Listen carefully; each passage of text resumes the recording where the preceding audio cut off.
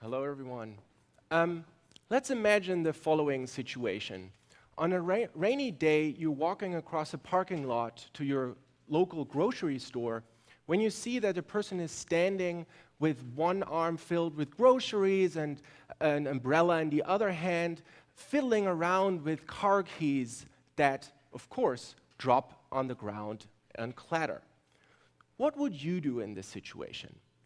I believe, at least I hope, is that many of you will stop and walk over there and pick up the keys and maybe even open the trunk to let the person put in all the groceries. So this tendency to help others is observed in everyday situations like this one, but also in situations like people donating blood, giving away money, or taking a risk to save others from bodily harm. What made us be this way? How did we develop this mindset to not just care about ourselves, but be motivated to act upon the needs of other individuals? One possibility is that our parents trained us to be this way. Maybe they taught us that it's important to be nice to others, and they were very proud of us when we helped, and they were disappointed when we were not. More generally, we may have absorbed certain social values, such as being a good citizen or treating others the way we would like to be treated by them. There's very good reason to believe that there is some truth to this. After all, society values altruism, and we think highly of those individuals who act selflessly. And in fact, scientific studies show that we as adults consider social norms when we make decisions about whether to be selfish or to be altruistic. But is this everything? Are we driven by social norms alone? Often, in layman terms, but also in scientific theories, children are described as being initially selfish, only caring about their own needs. And it is upon society to somehow reprogram them into becoming altruistic. What I want to show you today is that this commonly held belief is wrong. I want to take you on a journey to the starting state of human altruism, showing you what very young children are able of doing very early in life. For me, this journey began when I was just starting as a PhD student, and I was asking my advisors, what do you think? Would a toddler be clever enough to figure out that someone needs help, like in the example with the dropped car keys? Would they understand what the person was trying but failing to do? And importantly, would they be willing to help? These more senior psychologists said, oh no, like if you dropped something in front of a toddler, they want to keep it. What did I know? I was just a PhD student. But then, when I was testing a child for another study, where we sat on the ground and we were playing, suddenly my ball rolled away. And with this idea about helping behaviors in the back of my mind, I then pretended that I couldn't get the ball. And sure enough, this toddler got up, picked up the ball, and gave it to me. So maybe children are helpful after all? This led to a whole series of studies that I'm going to show you today to probe the extent to which young children might be helpful. So here is an example. On this image, you see a toddler, an 18-month-old, who's observing me standing on the right on the split screen, hanging towels on a line. And I use clothespins, but then accidentally, I drop a clothespin on the floor, and I'm unsuccessfully reaching for it. So then this happens. Here, Grandma. Oh.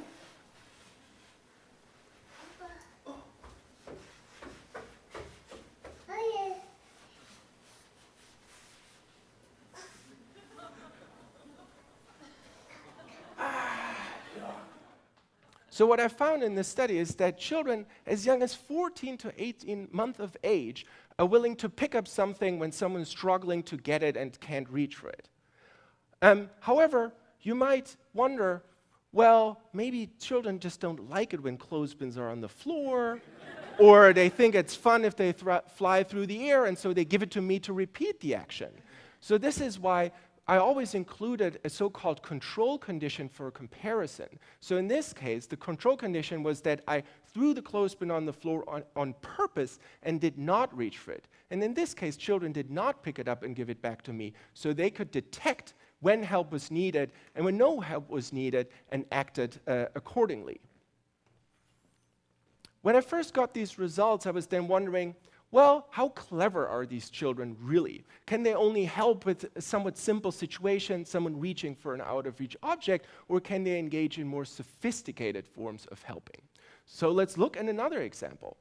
Here, you see me first putting magazines into a cabinet, so this 18-month-old child observes this, and then I close the doors. I go to the other end of the room to get more magazines, and then upon return, this happens. Oh.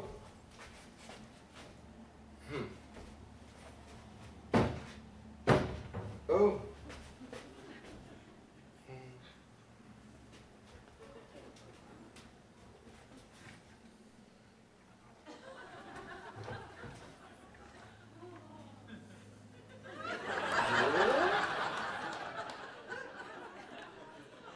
So what I found was that children help in this situation that you just saw, but they would not open the doors when I was bumping into the cabinet, not because I was trying to put the magazines inside, but because I had trouble putting them on top of the cabinet. So the children could detect when the doors were an obstacle to my goal and when they were not, and helped accordingly. So while children seem quite clever in their helping, you could still argue that, well, maybe they have encountered this before, dropped object, closed doors, and maybe their parents showed them how to do that. So this is why I moved on to another set of experiments where we made it a bit more complicated. We made it more complicated because we built a box that children had never seen before that had a hole on top and a flap on the side. And so what happened was that at the beginning of the study, another adult just showed them how you use this box. And then, later, I came into the room with a cup of coffee and the spoon that I placed on the box. And then I accidentally dropped the spoon through the hole, pretending not to know about the flap. I tried to squeeze my hand through the tiny hole. Oh. Oh.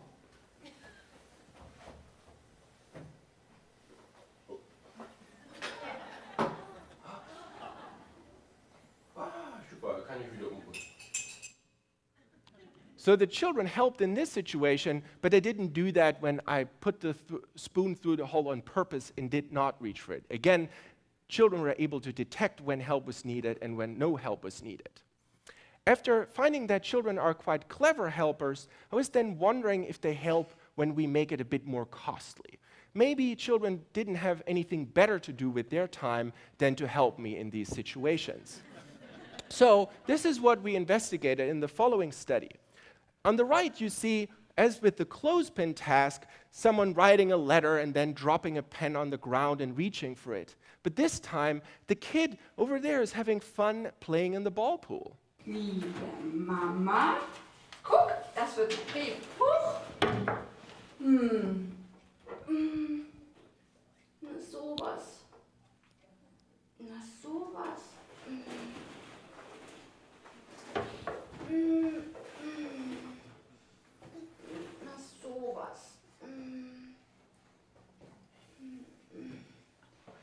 Okay, das Brief zu Ende schreiben. Dahin.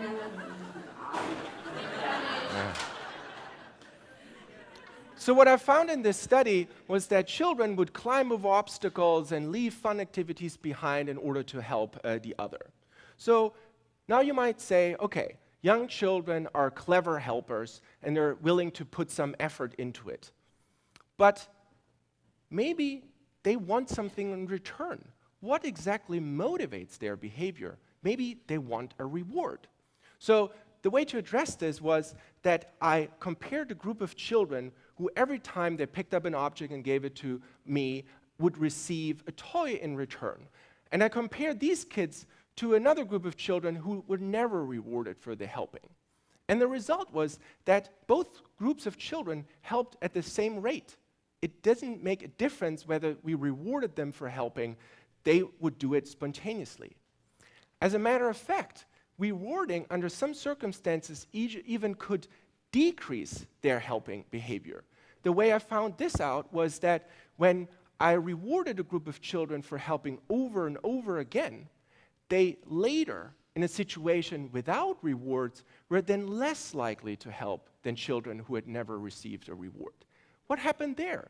So one interpretation is that previously they helped me spontaneously with my problem. This is what really motivated them. But then when they were rewarded, their motivational structure changed. They wanted to get paid.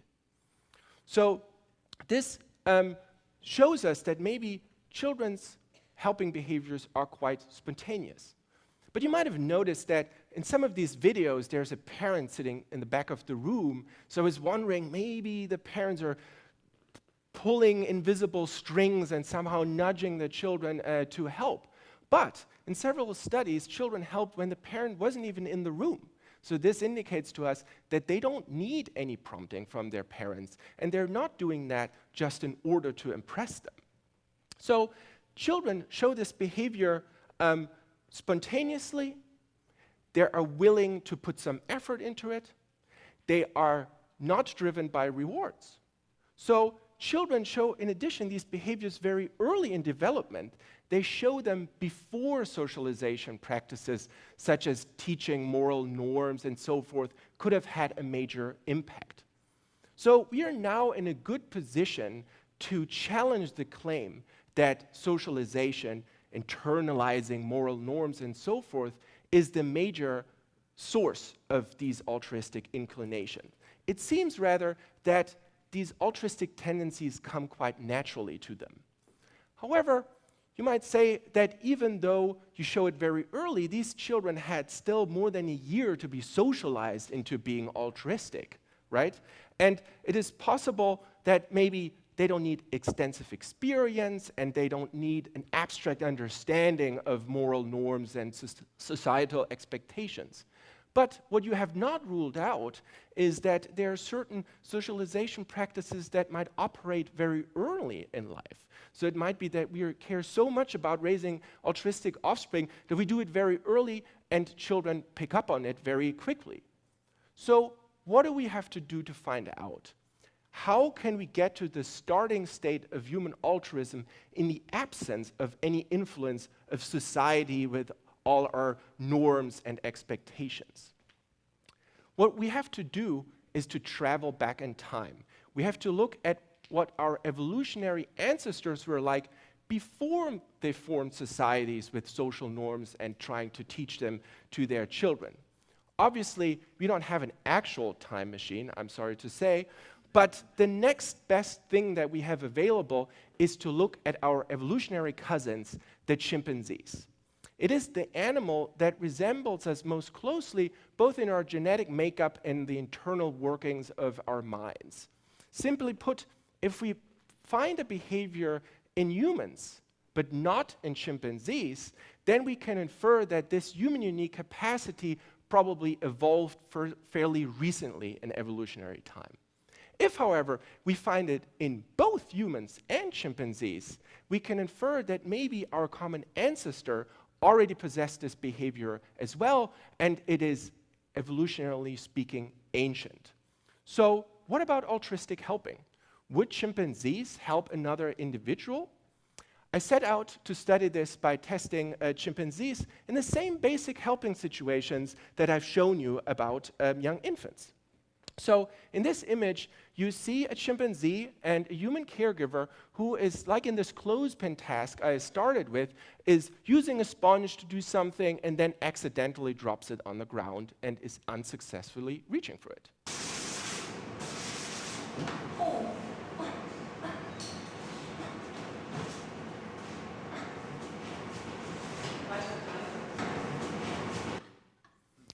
What I found was that chimpanzees would spontaneously help in these kind of situations, somewhat similar to what we've seen in toddlers. And this was really surprising to us. We did not predict this at all, because previous research had indicated that chimpanzees would only do things that benefit them, but never do something that only benefits another individual.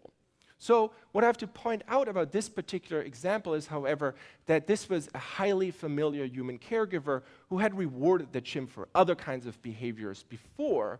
But then we expanded this line of research and had a study where we showed that chimpanzees would help even a human stranger with whom they had never interacted before. So they could not have developed this close relationship beforehand, and still the chimpanzees helped. And maybe even more importantly, what we found was that, similar to the toddlers, chimpanzees were not more likely to help when we rewarded them with food. They were equally likely to help when they were rewarded than when they were not rewarded, indicating that they really were trying to help the other with their goal rather than an immediate benefit for themselves. And chimpanzees not only help humans, they also help other chimpanzees. So let's look at this example. What we did here is we have a recipient chimpanzee in one room on the left who is trying to open a sliding door that is blocked by a chain, highlighted in white here, because there's a little piece of food in the room on the right. So in this case, the recipient chimpanzee depends on help from the subject that you'll in a few seconds see in the back there, because the subject can release a peg so that the chain drops to the ground and the recipient can open the door.